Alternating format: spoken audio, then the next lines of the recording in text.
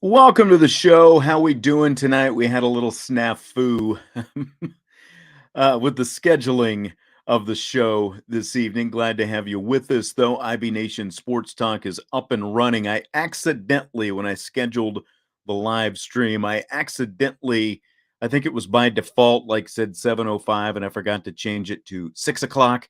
So, we caught it just before the show was getting ready to start. So we are here. We are up and running, and we're 9 days away from Notre Dame and Ohio State, baby. How you feeling about that right now?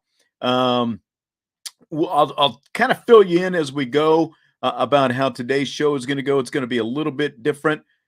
Final media viewing of practice this afternoon over at Notre Dame that we will get before the season. So really, it's the last media viewing of practice that we're going to get until either Notre Dame goes to a bowl game or spring practice next year. One of those two things. That's the next time we'll actually get to watch a practice. So the big thing today and yesterday as well, cornerback Cam Hart, who we talked about, minor injury.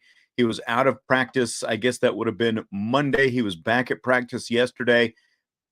Saw him break up a pass, going through some position drills at the start of practice, or right before we left practice yesterday. He broke up a pass and in a one-on-one drill at the end of the media availability that we had yesterday. So, he looked like he was moving around really well. So that is great news. And he was back out there once again today. I know, Vigo, I am very sorry. Like I said, I had a little glitch in my giddy up today, getting the show scheduled. I scheduled it an hour later than we usually do, and hey, we're here. That's all that matters right now, right? So, hey, by the way, speaking of, we've got a new show coming up for you this Saturday morning. Mentioned it a little bit yesterday. IB Countdown to Kickoff. We're going to be on every Saturday morning for about 2 hours, starting at 10 a.m. this Saturday during the college football season. So Vince and I are going to start it this Saturday.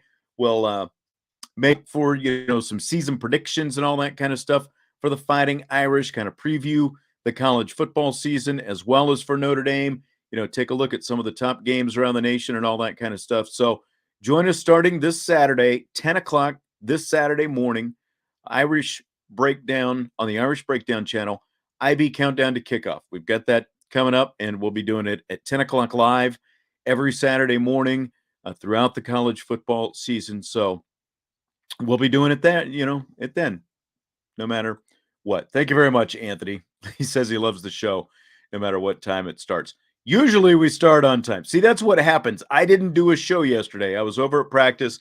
Brian did the special commitment show, and it's like I take one day off, and I don't even know how to schedule a show anymore when I come back. But hey, if you haven't already, subscribe to our YouTube channel. You'll be alerted whenever there's a live show, and hopefully we have the right time most of the time. Smash the like button in the meantime, rate, review, comment, all that good stuff to help out Irish Breakdown. So again, IB Countdown to Kickoff, 10 o'clock Saturday mornings throughout the season, starting with this Saturday. We will be here.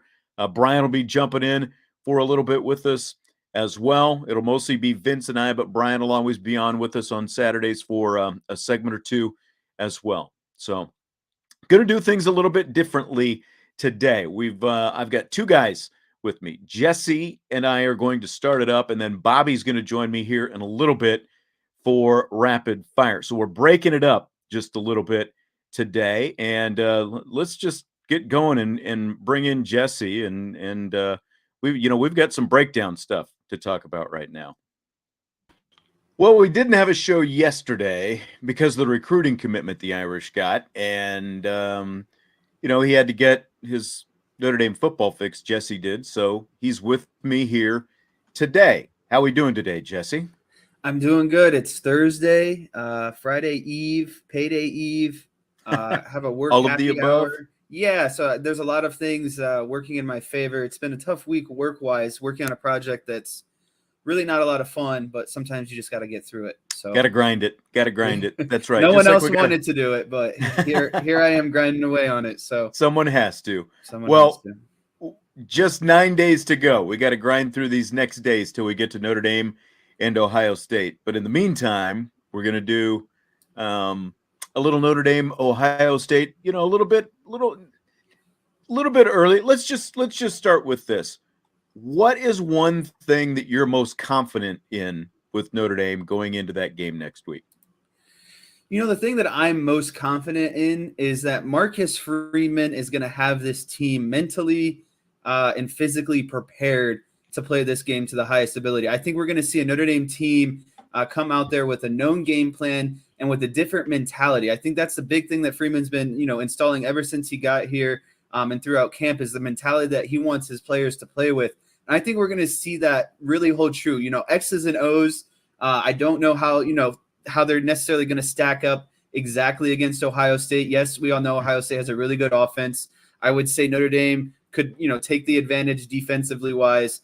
And it's just going to be a matter of if Notre Dame can keep up offensively. But I think Notre Dame is going to come in like very well disciplined. They're not going to commit a lot of penalties. And they're going to play really hard. And they're going to play with the mentality that, you have to beat us. Just because it's Ohio State and they're in Columbus, that's not going to affect them. Marcus Freeman is going to have them, like I said, mentally prepared that this is just another football game. They're playing Ohio State, but they're going to be prepared to play a really good football team. And like I said, I don't know necessarily how X's and O's are going to be, but I think the thing I'm most confident about is Marcus Freeman having his players prepared to play in a way that I don't think we've seen Notre Dame play in the past. Yes, Brian Kelly was a good coach, and yes, he won games, but I don't think he did. I don't think he had his teams prepared to the level that Notre Dame, this Notre Dame team will. I think they're going to come out and execute at a high level. I think they're going to execute in a way that is, we're not going to back down. I think they're going to be very physical in the trenches. I think that's just part of,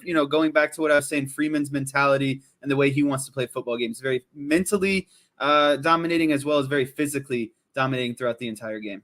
Yeah, interesting. Like we got to talk to Michael Mayer yesterday after practice, and he was asked about going into Ohio Stadium and the noise and the, all that different stuff. And, if he'd been there for a game and all these different things. And he's like, I don't care about any of that. He said, when I get on the field, I don't hear any of that crowd noise. None of that stuff affects me at all. I could be playing anywhere and it doesn't matter. I'm just out there playing football. I wonder, you haven't played in a stadium that big, but do you think most football players feel that way, or do you think that there is impact overall, or some is gonna feel that crowd noise in the environment maybe more than others? Do you think when they go in there? Yeah, I think it can be a factor. I won't lie. I think the biggest time you see that is when you first step on the field.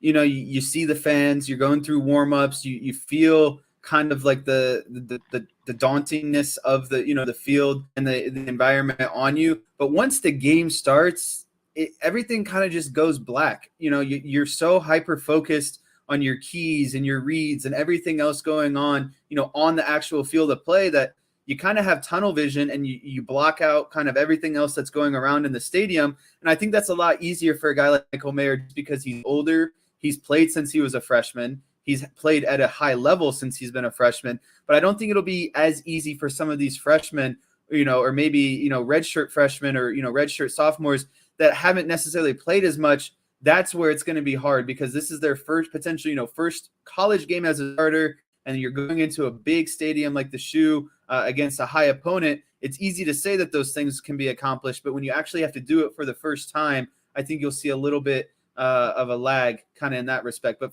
for guys like Michael Mayer, some of the more experienced, Foskey, Bertrand, those kind of guys, it's going to be kind of second nature for them. It's easy to kind of put the blinders on and just focus on football once you're on the field and the game has started.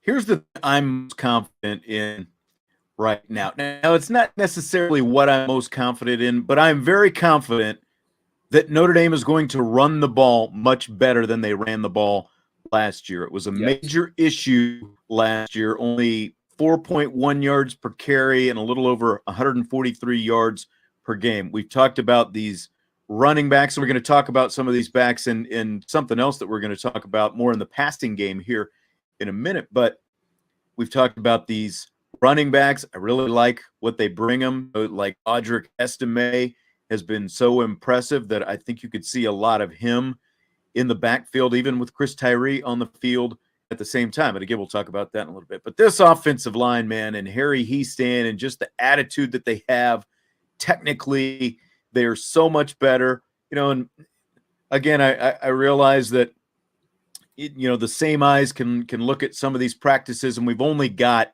2 full practices to see anything that is pseudo. We didn't get to see the live scrimmage, but I think between the vast improvement you're going to see in this offensive line and Tyler Buckner out there full time and the threat of what he can do, with the RPOs and just everything else, I think you're going to see a vastly improved rushing game this season. And in games like this, Ohio State, I think that's going to matter quite a bit. Ohio State, Clemson, USC, BYU, teams that at least theoretically should have some of the top defenses Notre Dame is going to see. It's going to matter quite a bit, I think, this season. So that's something I'm very confident in.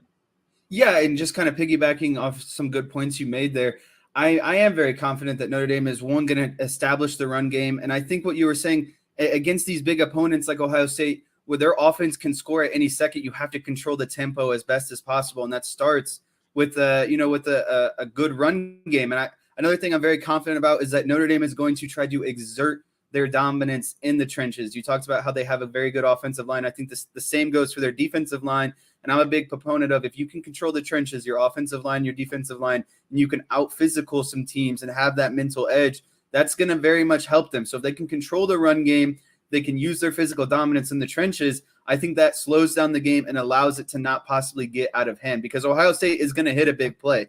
They have athletes, they have, studs, they have a good, offensive game plan. A big play is going to happen. It's just a matter of, will they let that big play have a domino effect throughout the rest of the game, which they can't. They have to be mentally tough enough to say, okay, that was one play. Now let's come back out and let's have a drive of our own. Let's have a 12, 13 play drive where we're, grinding out some run plays for 6 or 7 plays, but we're also hitting some pass plays when we need to. I think what you were saying, I think if the Notre Dame's going to have success this year and against Ohio State, they're going to have to establish some sort of run game early and often. All right. What's your biggest concern right now? Again, with 9 days to go until the opener, biggest concern you've got with Notre Dame? My biggest concern is when they are forced into passing downs or they need to get a big chunk of yards through the passing game. Can they consistently do that? Can they make the play? Can Buckner and his wide receiver corps make the play when when teams know you're going to be passing or you're in a heavily favored passing down? Can they get the job done? Can Buckner hit an important 8-yard out route or 8-yard curl route or 8-yard post route, whatever it might be, to get a 3rd and long or a 2nd and long so they can get a manageable 3rd and short?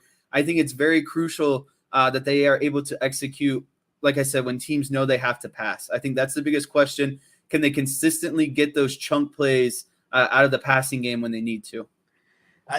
Again, just based on what we've seen at practice, I'm more confident in that than I was a month ago. I'll say that for sure. But I think that again, it's like there's a difference between practice and for real when you're seeing a defense for the first time and they surprise you with a blitz or different coverage that you weren't expecting, especially when you are a young quarterback. But yeah, I mean, I think that's legit concern for sure. And like, as I spin it, if I'm just looking at this Ohio State game, biggest concern on the defense for me is just what's going to happen in that.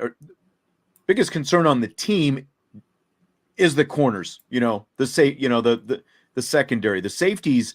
I'm very confident in, but it's still, like Cam Hart, Tariq Bracy. We know it's there. Clarence Lewis is the question that has to be answered, especially when you're looking at Jackson Smith and Jiba and his over 1,600 yards that he had last year. And then you throw in Marvin Harrison Jr. and Julian Fleming, and CJ Stroud only threw 6 interceptions last year and completed 72% of his passes.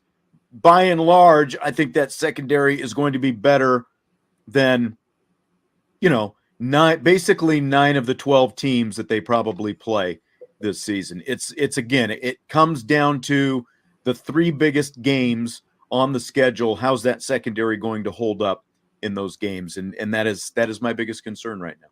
Yeah, I think it's equally. You could say that the wide receivers and their counterparts, the corners, are kind of going to be, the backbone of how far this team will go this season. Can the wide receivers provide enough production on offense, and defensively, can the corners provide enough to get off the field in certain situations? And I mean, you talked about kind of what those wide receivers for Ohio State did last year. Look at that bowl game that they played. They, it looked like that offense was the same offense, and their two NFL wide receivers sat out that game, and they didn't miss a step. Those guys were still tearing it up. Marvin Harris Jr.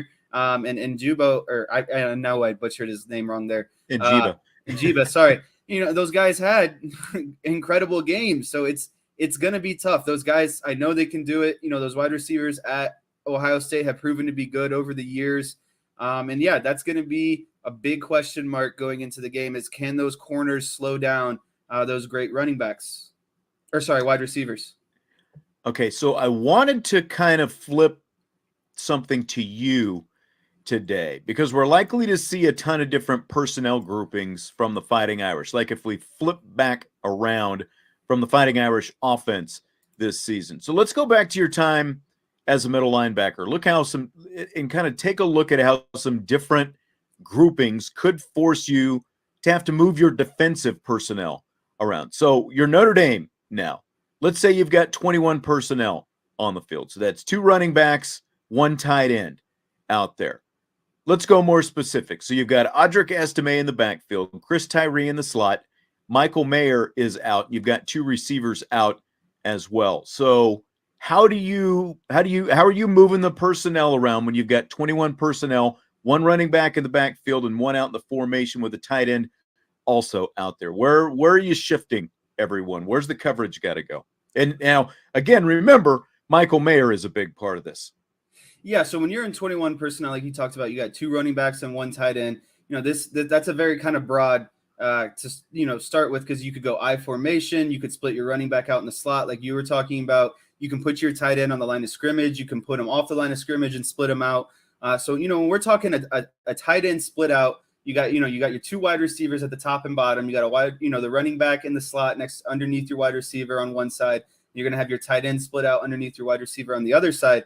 What that does defensively is when you have a tight end that is, split out, your strong safety now kind of has to walk down, and then your linebacker, when he's in the slot, that's gonna knock out his alignment or bump out his alignment, because he's gonna have to get a hand on that tight end. What we're going to call a reroute here is you got to get a hand on that tight end in the passing situation, because that gives your strong safety that split second kind of some time to recover / diagnose the route that's going on. So right. As a linebacker, you're going to have to be split out, and that's assuming one, that it's a pass play. First you got to diagnose run or pass. So you're split out, farther away from the box. And now, say a run play does happen, you got to get yourself back into the action quickly in the run box. But if you see a pass, you still have to be able to get out there in time, like I said, to get your hands on the tight end a little bit and drop into some coverage and help your strong safety out.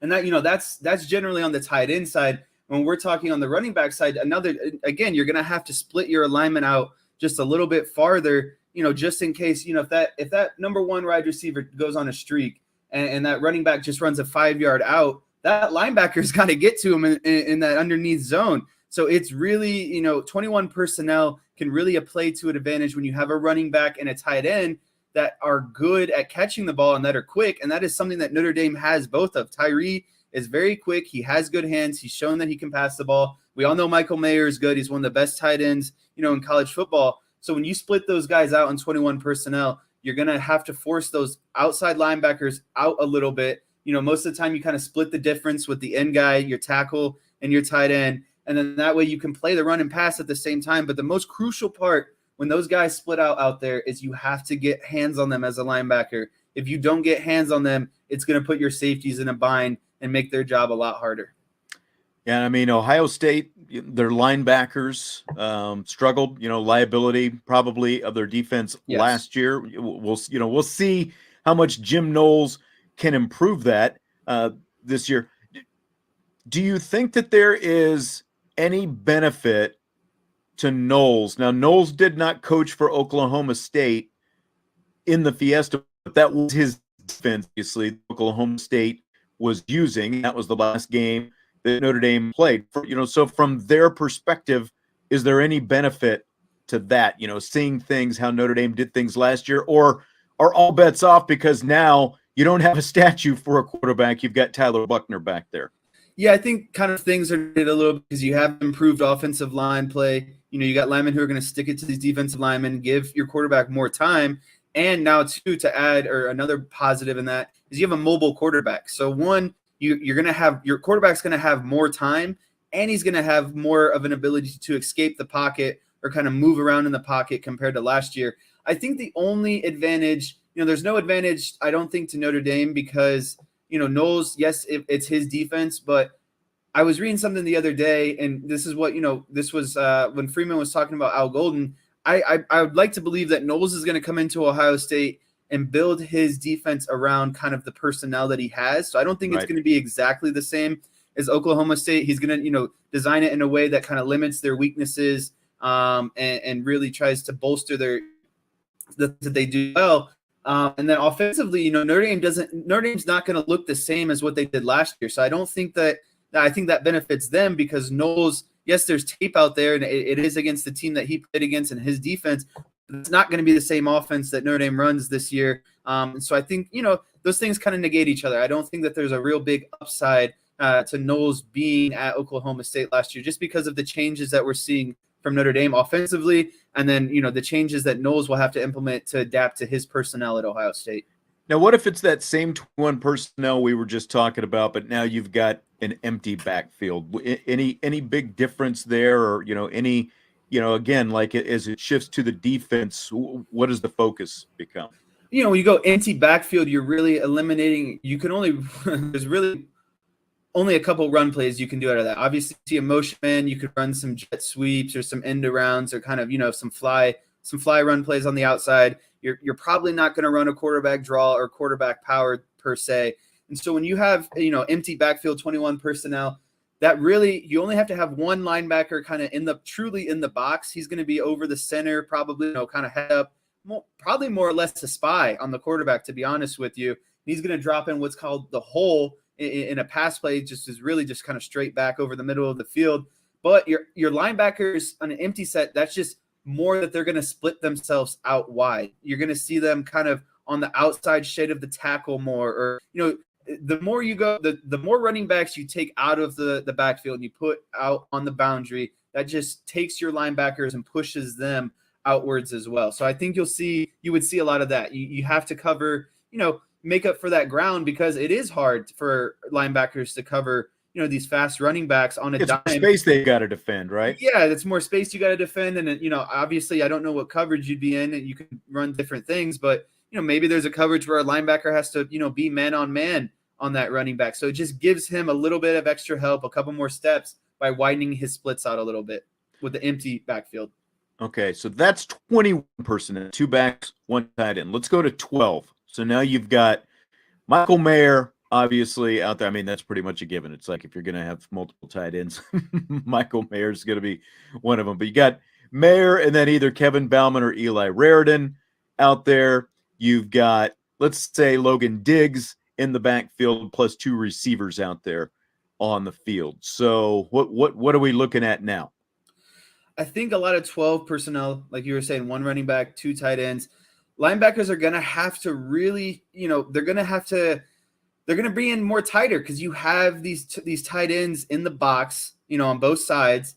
And you're going to see more power run schemes in these kind of situations, or maybe more play action off of this kind of personnel. And the linebackers have to be scooted in to the point where, once again, they can play run because you have, 2 two down tight ends. So you're going to obviously be looking at in the run game, a power scheme. So you got to be inside enough that you can help out and get underneath the tackle, if you need to. But also still, like I said prior, if it is a pass play, you're going to have to get hands on the tight end, and that free safety is going to be walked down a little bit. He's not going to be, he's not going to be at the same depth as the strong safety. The free safety is going to be walked down a little bit and shaded outside of the tight end. And so you can kind of bracket the tight end in that situation when you have the linebacker inside the tight end, inside the box, and your free safety is walked down on the outside of the tight end. So now you have him bracketed. Wherever he wants to go, it's almost bracketed in a sense. And I think a big thing to look at in 12 personnel or any 2 personnel, you have 2 tight ends on the field.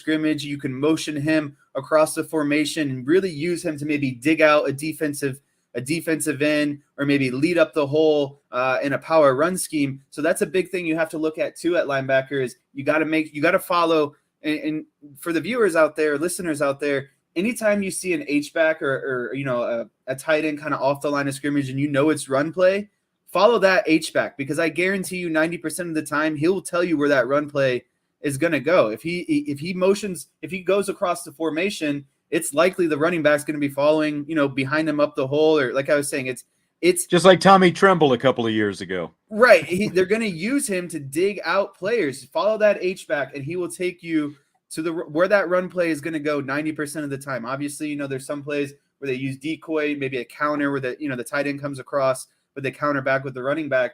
But that H-back is really, 2 personnel is really going to provide a lot more power running schemes, a lot more play action schemes.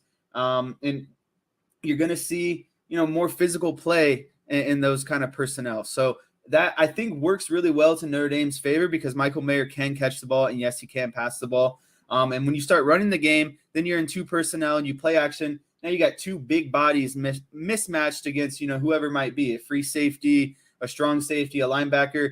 Someone's going to have the advantage when you have 2 big bodies on the field like that. Yeah. Very interesting. Very interesting. So again, it's like we're going to see so many different personnel groupings, I think, from Tommy Rees in this offense this year. And we've seen some of them out there in practice. Like, we saw just last week, and what kind of got me thinking on this is we saw both Estime and Tyree not just on the field at the same time, but there were, a handful of times where neither one of them was in the backfield. They were both split out, so it's just, I think that there are, because of how, they're not just going to rely on wide receivers in the passing game, some of it by necessity, but also because they have these strengths with these other position groups. I just think that it is going to force so many different mismatches, like you're talking about, for opposing defenses. And I think that that's going to be especially key in a game like this, Ohio State, to open up the season when, again, like you saw some inklings of what this offense could be, I guess, in the Fiesta Bowl last year, but it's also going to be completely different because you've got completely different personnel in a lot of cases out there. Yeah, having 2 strong running backs is really going to be something that Notre Dame has to play off of this year in both the run game and the pass game. And we've seen that before in Tommy Rees's offenses. When they have 2 running backs, he likes to wheel his running backs down the sideline and get one-on-one matchups with linebackers, because it's a favorable matchup, especially at the college level. You have anytime you can get a running back one-on-one with a linebacker in space, and you have the speed and the catching ability that Tyree does. That's a big mismatch that they need to try to exploit in a game like Ohio State. You got to do everything possible to get those extra yards, pick up that first down just to keep the chain moving, keep the clock rolling. So they got to do things to get innovative with their personnel to kind of maybe negate some of the skill that Ohio State has. Last question for you tonight. 22 personnel, not what I would call a common personnel grouping. But again, I'm not going to be surprised if we see that at some point. What are some possibilities in that grouping and the mismatches that could cause? That's a lot like 12 personnel, but on steroids. You're going to see, you got 2 backs in there at that point. You got 2 tight ends at that point. I mean, that is screaming, power run, physical football. And if you have, I guess you could say two tight ends that can catch the ball effectively. The thing I like to think of is, you remember when the Patriots had Rob Gronkowski and Martellus Bennett there for a little bit? That's like the optimal 22 personnel. When you have two big tight ends that can catch the ball well, two tight ends that can also block. I mean, yeah, neither of those guys were great, exceptionally great blockers. But you use that personnel when you feel like you can really take advantage of the linebackers. That's something maybe you saw in the first quarter. You're like, hey, these linebackers aren't moving well. They're not reading run and pass very well. How can we exploit that? Okay, let's put our two big bodies out there and get them in space, because it's going to be a nightmare matchup for any linebackers. And then you throw in, two running backs and Estime and Diggs, and that provides even more of a mismatch. So I think 22 personnel is a little outdated. You don't really see it a lot, especially in the NFL.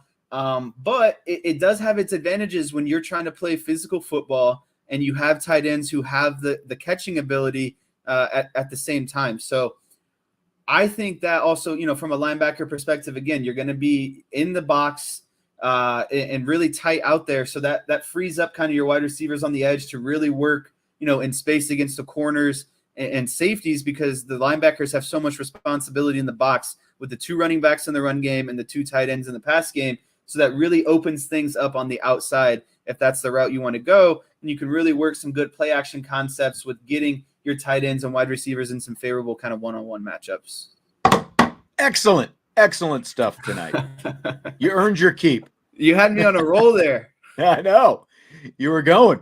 All right. Really, really great stuff, and some things to think about. You'll be researching, not you, Jesse, but our listeners will be researching this podcast as as they think about those different personnel groupings. And again, like, I've got to, Vince and I are going to have to come up with a battle plan, like how we're going to track, these different, what the personnel looks like out there on any given play. So I think that's the most kind of fun part to do is, we could do this pre kind of thing, and then the post kind of seeing what comes from those personnels, because it's so hard, because we can only speculate what their concepts are going to look like right now, because you've only seen two practices. They're not going to show a lot in those practices, obviously. And so when they really open up the playbook and start going to these different personnel packages, you can really kind of get some tendencies of what they're trying to accomplish in certain personnel packages. So I would be on board with helping you guys out, looking at different personnels. All right. Maybe one of us tracks the 21 and one tracks the 12, and just being able to see we have different personnels and we just track what's going on in those different personnel settings, and then the tendencies that come off of those. What is Tommy Rees trying to do concept-wise in those different personnels? Sounds good to me. We will be looking forward to it. Again, we've got 9 days, but it's going to be coming very soon. Jess, great stuff. Tomorrow. Yep, that's right. Great stuff as always. I know you've got to get going, so enjoyed it as always, and I will talk to you again soon. Sounds good. Thanks for having me.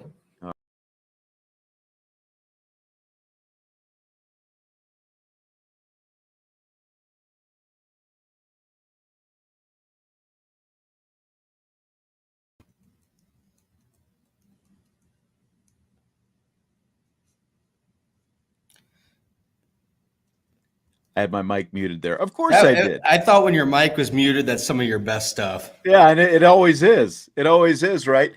You don't have to worry about that text at the bit and ready to go.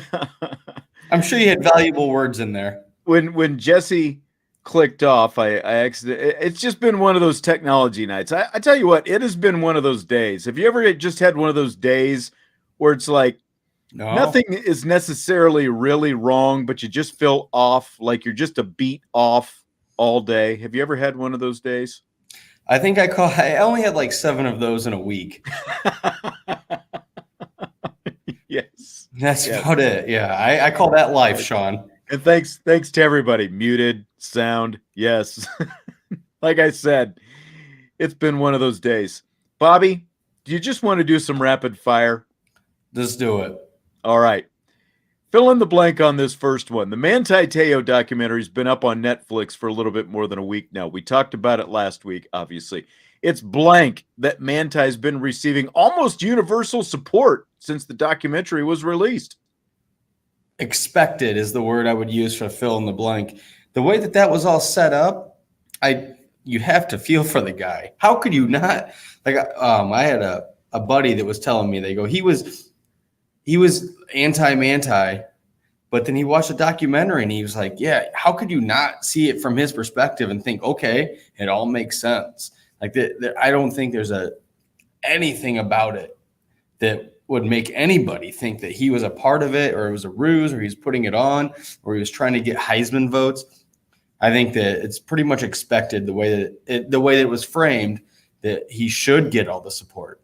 I really wondered how people would feel after watching that. Would they actually be swayed? And it just seems like even people who are on the fence or anti-Manti or even anti-Notre Dame, especially the anti-Notre Dame people, like I felt like there would still be more, oh yeah, but that kind of stuff. There hasn't been that. And I think the lack of remorse, one, from Renaya/Naya, or, whatever, she's calling herself now. I think it's Naya or Naya or something like that. The lack of remorse that she showed, and the fact that Manti was not the only one she scammed, I think that plays into this whole thing. And again, the fact that she was so forthcoming with it and basically admitted to everything she did, even though, again, there was a lack of remorse. And then we talked about it last week, people are anti the Deadspin people too, even if they really were going after big media and just wanted to take their shot at ESPN and the big boys. Deadspin, I think, still comes out looking a little bit, there was part of that story they could have left out initially, where there was, like a source that said they thought that Manti was involved. And I think that if you take that out, then it does really direct all the entire assault at ESPN and those big media entities that they were talking about, SI and the New York Times and those kind of things. So I've been a little bit shocked just with the complete overwhelming support Manti has gotten out of this. I think one thing too, and again, we touched on this a little bit last week, we know so much more 10 years later about just the concept of catfishing and what it is. I think there were so many people who had no idea, and just to see the lengths that this person went to dupe Manti. And ultimately, and I know I said this last week, ultimately, the fact that Renaya has transformed into now a woman a decade later, it's basically like, this is the person that Renaya always wanted to be. And so you can kind of see from that aspect how basically he was in love with Manti the whole time. So I'm surprised at just the overwhelming support. I guess I'm not surprised at the support just because of how jaded people can be even when they see this kind of stuff. Yeah, but it's wild because, like you said, that Renaya became the person they wanted to be, but the way that they created that profile, they created that profile in a way that catfish other people. So when Manti went to check on it, people are like, oh yeah, I know them. Well, they didn't know them either, but Manti, the people he reached out to, they seem to know that there was a real person because they've been catfished as well. The layers of the onion that you could unpeel from that made for a good documentary. But also, I think it makes sense that he gets all that support because, and then we go back. I keep the moment to me that I didn't know going into that documentary is when someone held up a photo that had the initials on it that Manti asked for and the date and had the hand sign. Yeah. Of course, if you see that, how are you not supposed to think that's who you're talking to? Because that's a very specific picture and a very specific image. So, like, obviously he was the victim and obviously he was going through, and it became very publicized because of what it was and the timing, and he was the first celebrity to get catfished. So I think that now, like you call it revisionist history kind of, but like I think you look back on it and it's like, well, now we should feel bad for Manti because that almost ruined his whole career, his whole life, on top of already being sad and already being embarrassed. I mean, so that's why I think part of the overwhelming support is because we're getting secondhand embarrassment for him, and also understanding like, well, damn, that's pretty convincing. Like, why wouldn't you think that? Yeah. I hope it helps him move on from this. It seemed like he was at a place just talking in the documentary, like he was starting to, how he talked about the forgiveness and forgiving himself that he got from talking to the psychologist. I hope that again, all this overwhelming support really helps him, to continue to move on. Yeah, I hope so too. And he looks like you covered him, but like he was always a good human when we covered him. Yes. And I think that's also what comes through in the documentary is just, he's a good man. He's a good human. And he, so like you want to cheer for a guy like that. Yep. Okay. Let's move on to one of your favorite topics. If Notre Dame knew now what it didn't know then, do you think they would have given Brian Kelly his vacated wins back, only to see him bolt for LSU, of course, at the end of the same season he broke Knute Rockne's record? Not a chance. I don't think this was the first time Brian Kelly has been flirted with other programs. I don't think it's the first time that he's considered leaving. So I think the fact that he's the all-time winning guy, I think that played into it. I think that was why he's like, I've done everything at Notre Dame I can do. I don't think I can win a championship there. Right or wrong, that's just what he was thinking, not what I'm saying. So I think that he knew that I already got the all-time wins record at one of the most prestigious universities in the country. So obviously that's going to be a pin in my cap. And I think that's one of the things that maybe Notre Dame would have given him the win so that he could leave, but I don't think they would have let him have the record. Right. And he wanted to go to the Eagles, as that comment says in the chat. And that was the Teo year as well. So there was a lot going on. But exactly. But I don't think that if Notre Dame knew today how it would all play out, I don't think they would want him to leave, because he left with such a disgusting taste in the mouth of Notre Dame fans. I don't think they would have let him have the all-time winning record and then leave. I don't think so either, because when you're dealing with a program like Notre Dame, the tradition, the history, it all means so much. The Heisman trophies, the national championships, Knute Rockne himself, one of the foundations really of college football and an innovator in the early days of college football. And just, again, what Notre Dame is, I don't think that there is any way, if they knew that Brian Kelly was going to pull up stakes in the middle of the night and the entrance was going, or the exit was going to go essentially exactly. And that's what's ironic to me is he gets the record against Wisconsin. He comes home the next week. They're playing Cincinnati, the school he bolted for. They introduce him on the field as Notre Dame's all-time winningest coach of all games against Cincinnati, his old school. And he helped put that game together, years before knowing what Cincinnati was going to be that year. And he gets a chorus of boos from all these people in red because they remember exactly how he left Cincinnati. And then just a couple of months later, he does the exact same thing to Notre Dame. I don't think there's any way, if Notre Dame knew then what they, knew what they didn't, if they knew what they didn't know then. Mm-hmm. Yes. It's a tongue twister, Bobby. And again, it's one of those days, vocals are just optional, I guess, today. There's no way he gets those wins back. There's no way. I think the question that we're really asking here is, what matters more, the coach having the winning record or Notre Dame having the wins as a program? Because in 50 years, we may not remember that it was Brian Kelly. And that's part of it, too, because like the whole thing with Michigan, number one all-time, number two all-time, and all that kind of stuff. And they had a lot of wins that year. Yeah. Yep, exactly. Well, yeah, in those years, yeah. But I think it's incredible that, like, if they had won that championship against Alabama and then had to vacate it, how ugly of a look would that have been? So It's almost better that they lost that last game. Yeah, and from the Notre Dame perspective, I've said this before, they very easily could have not self-reported and just moved on, and none of this probably ever comes to light. But they did self-report, and not only did they self-report, they also gave the students involved due process. That they gave them their they gave them their chance to prove or disprove that any of this actually happened before they took judgment against them. The NCAA basically said, well, if you booted them right away, then none of this ever would have happened. And it's just more BS from the NCAA is what it all comes down to. But there's no way Notre Dame gives them those. Now, you make a good point about, it's not just Brian Kelly's wins, it's the program's wins. But from the Brian Kelly perspective, I don't think they probably make that move if they had if some crystal ball to look into and know that was going to happen. Exactly. I was just going to say, if you can tell me the end point of anything, I can tell you how to start and navigate towards it.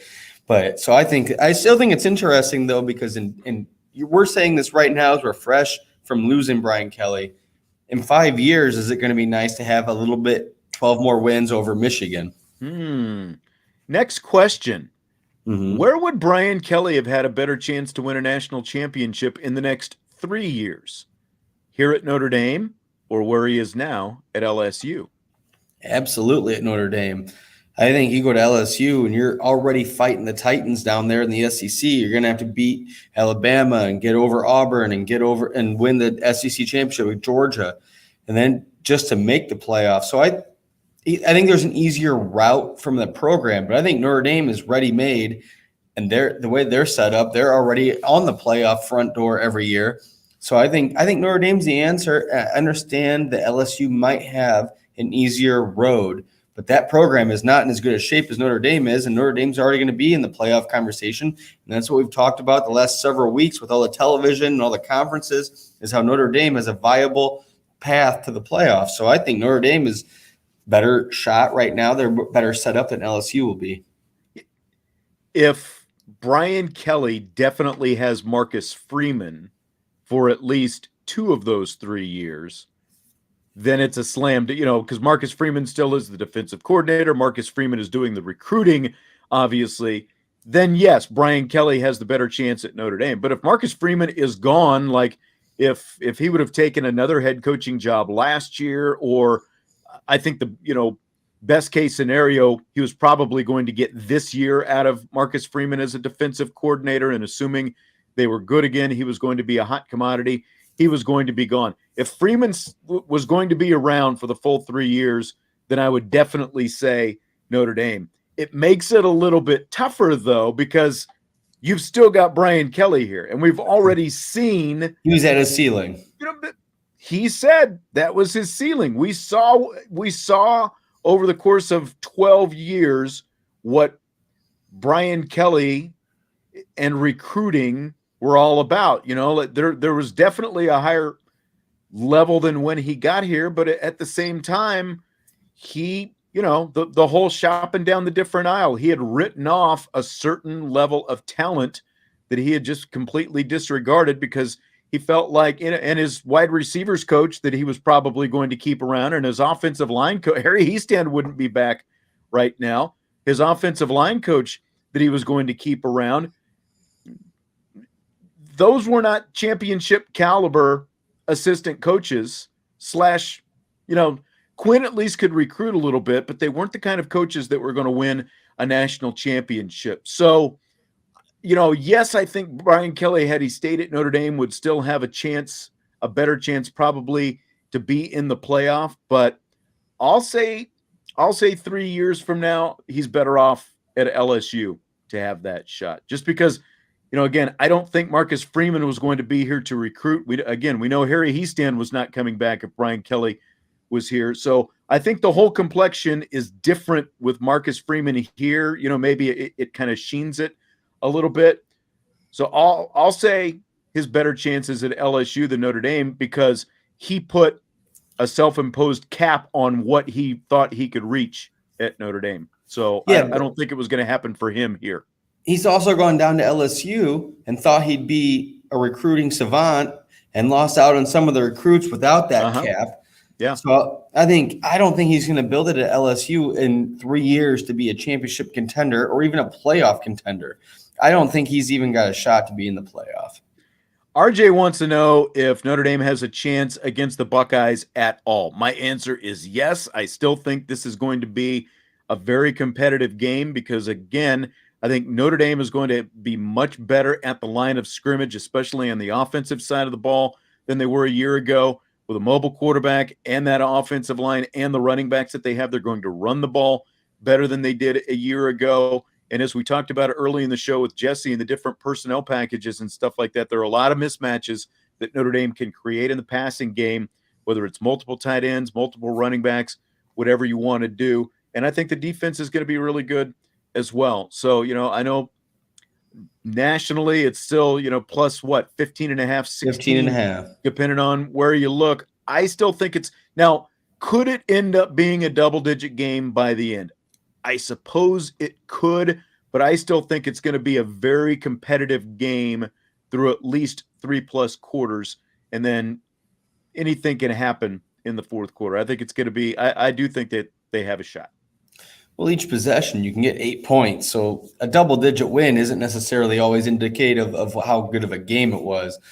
I think this game, one thing about the Buckeyes is I think that last year they took a step down. And if they take another step down this year, I think Notre Dame was equal with them last year. I would have liked to see them play last year because I think it would have been a really good game. Mm-hmm. I think the momentum for Notre Dame's going up and Ohio State's going down. I think Notre Dame has a better shot than what the national pundits are saying. I think they have a better shot than what DraftKings are saying. So I think that spread is really enticing if you like online gambling. Well, and that's 15. That's not even 10. So but I think Notre Dame's going to play them a lot tougher than what people are thinking. I just think Notre Dame right now with their athletes, they're competitive with anybody.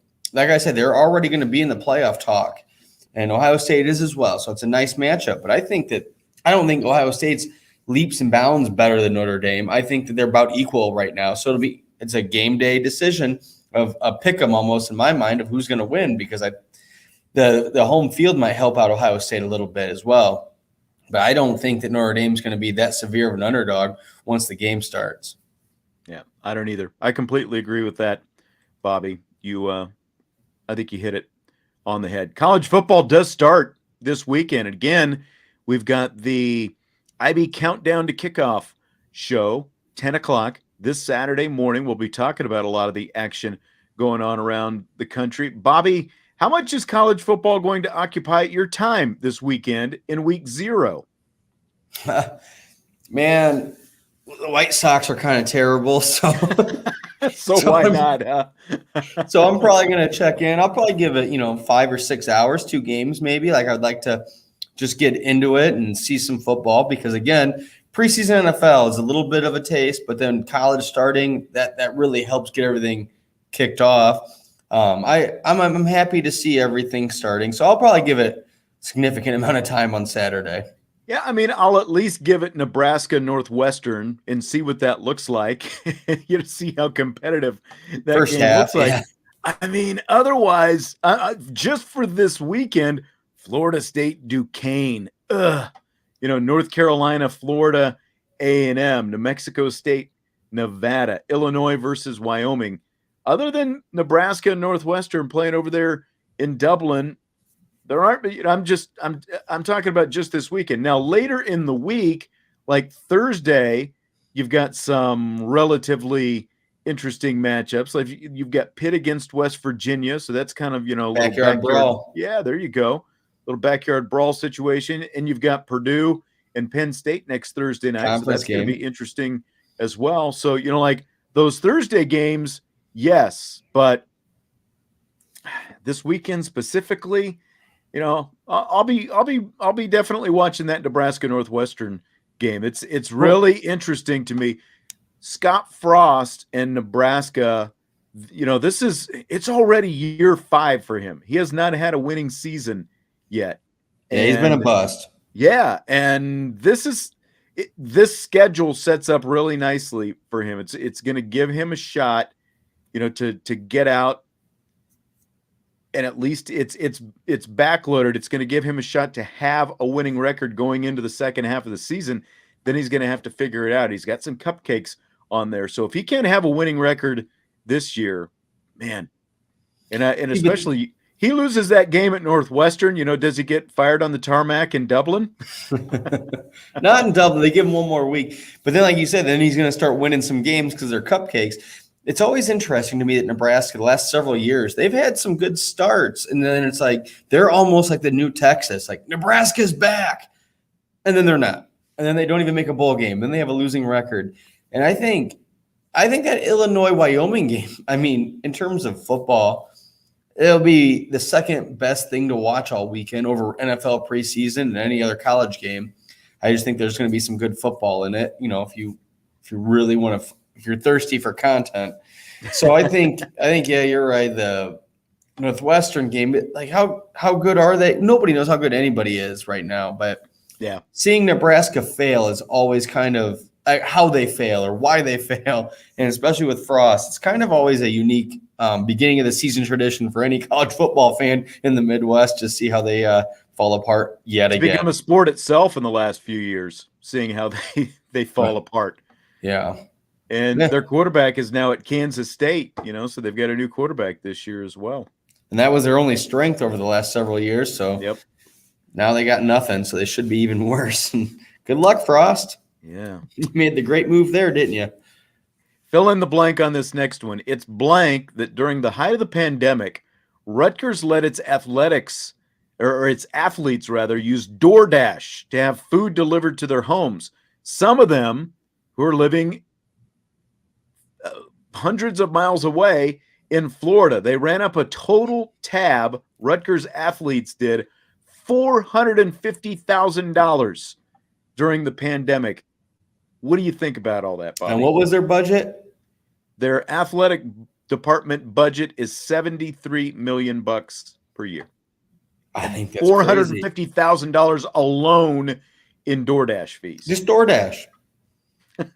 I think that's absolutely crazy. I don't understand. Like, they want them to eat good, but I feel like that there's twofold. Like, one, it's stupid for the budget, but two, so who knows what they're ordering? It's probably not healthy stuff. Like, they're probably ordering burgers and chicken and all the good foods that I would like to order, but that's not keeping you in game shape. So it's I think it's crazy on two levels. I think one is the money, and two, they're not going to stay healthy by doing that. No, I completely agree. And, I'd like to know, this is one of those things, well, somebody gets a hold of this number. It's a state school, so the number gets out. I'd like to know kind of what other schools were doing during all this. I would think that you would just, rather than say, okay, use DoorDash, we'll pay your DoorDash fees. I would think that they all just have some kind of per diem, like a daily per diem that they're getting, whether it's $50 or, I don't know what it would be when you're dealing with remotely and everybody's home and all that kind of stuff, obviously. But $450,000 seems very extravagant because we were all living through the heart of the pandemic. And now that's a lot of athletes when you're talking about a whole athletic department. So I don't know what it would come out per person, but it's got to be a good, I would think, in the $5 to $10 grand range that you're talking about that these kids were ringing up out there. So it's a little bit much, especially when you're talking about Rutgers. Yeah, well, then there's that. It's Rutgers. It's not like it's a big program that has like Stanford, who's good in every sport or whatever. In general, I just like, if I'm a student, hell yeah, I'm going to take advantage of all that. But I don't. I mean, you might as well. If they say they're going to cover it, you might as well. Like you said, it'll be interesting to see if any other schools get outed or if they were smarter in their way of thinking about it. Like, maybe give them a gift card or something so you don't see it quite transparent as the balance sheet there with putting that much money on DoorDash. And you know what? Maybe somebody had $1,000 steak delivered or something, and that skewed the whole thing. But that much, $400 and some $1,000. That's a hit for anything, much less DoorDash. And no doubt. Like you said, if they're in Florida and you're in New Jersey, you're not shopping local. You're not helping the local economy. Right. Why are you helping kids in Florida that has nothing to do with where you are? Well, and a lot of restaurants were doing their own deliveries and stuff like that. A majority, it seemed like you shouldn't have needed DoorDash. Excuse me, it seems like, but I don't know. Again, yeah, seems I think it's crazy and maybe there is something more to it. Like, maybe they were hiding money there. I just don't. It doesn't make sense. Bobby and his money laundering scheme. Yeah. The pandemic was crazy. We all evolved. We all had to think on the fly. But geez, $400 and some $1,000 of your budget just shot on food. That's weak. Especially when you're a bad program. Maybe if you had better facilities, there's that too. better everything. There is that because, again, it's Rutgers. Yeah. Last question for tonight. There's the viral video that's been going around over the last couple of days. That guy at the baseball game, I think he was at a Yankees game, turned his hot dog into a beer straw. Did you see that? Yeah. Have you ever considered turning your hot dog into a straw?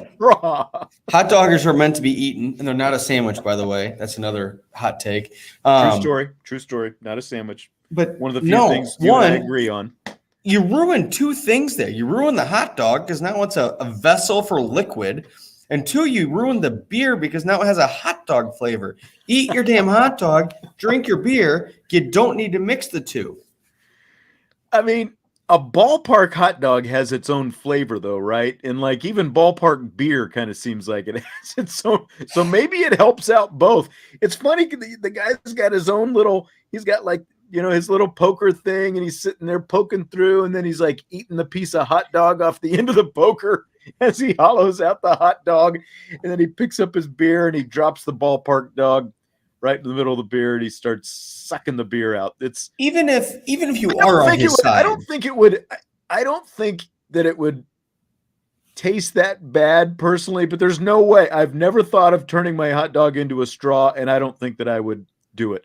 What I want to see next is if like Yankee Stadium decides they're going to make their own, hot dog straws, or maybe this becomes a thing at guaranteed rate. They're hurting to get people in there. Maybe low shot.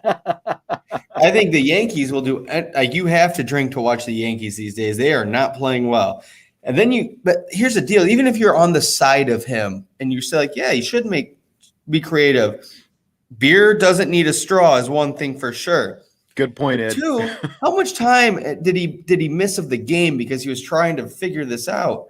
And is he doing this at home? There's a lot of we need to dig deep. I need an interview with that guy because it's garbage. Is he making beer hot dogs at home all the time too? Or like, did he have enough beer to think of this idea? Turning into a straw when he's at home? Right. This is just when he's out in public. Yeah. And if you notice in that video, there weren't a lot of people around him. Not a lot of people supporting him. That's true. That is very true. So he's left to his own devices. He probably already had 6 before that. Good points all the way around. Something that I never would have thought I would see. But I wonder like what this guy's life is like right now, a few days after being caught on camera with a beer straw or the hot dog straw. I hope that he's realized the wrongs in his ways and he's drinking beer like a normal human and not like a sociopath. Because why? Like, even if you do it at home, do it at home. When you're in public, don't embarrass yourself. I agree. Well, you notice he didn't have kids with him though either. So it wasn't like, he had kids to embarrass by any means. It was just him. Did he eat the hot dog at the end then, or is that just purely a straw? The only thing that I saw on the video was, he hollows out the dog, he drops it in the beer, he takes a pull, and then he sets it down. So, there was a lot of beer left in the cup. So I'm going to and a lot of hot dog left on the straw. I'm going to imagine that he drank all the beer like that and then polished off the dog at the end. And I was just thinking about that. Like the dog. Once the dog gets cold, that's not good at all. Right. So, see, like, I'm not even worried about the taste. I'm worried about the temperature. And like a cold hot dog, nobody wants. And the beer, does it get warm as it goes through that warm hot dog? Yeah. Thank you, John B. Very good points. Like this sounded like a novelty thing at first, but the more I think about it, I feel like you're expanding your mind as we discuss it. It's a no. Yeah. All right. Don't forget, we've got the new IB Countdown to Kickoff show coming up this Saturday morning. We'll be doing it every Saturday morning, 10 a.m. live on YouTube. And of course, it'll be up on the podcast platforms afterwards as well. So we've got that coming up. Vince and I will be with you to start the show. Brian Driscoll will be jumping in over the course of the show as well. And so we'll be looking forward to that. We'll be kicking it off, a little season preview show coming up this Saturday morning at 10 o'clock. Bobby, have yourself a good weekend. Stay away from hot dog beer straws, and I will talk to you next I week. might have a beer and a hot dog, but I'm not mixing them as a straw. All right. We will talk to you next week. Thanks for jumping in with us tonight. IB Nation Sports Talk.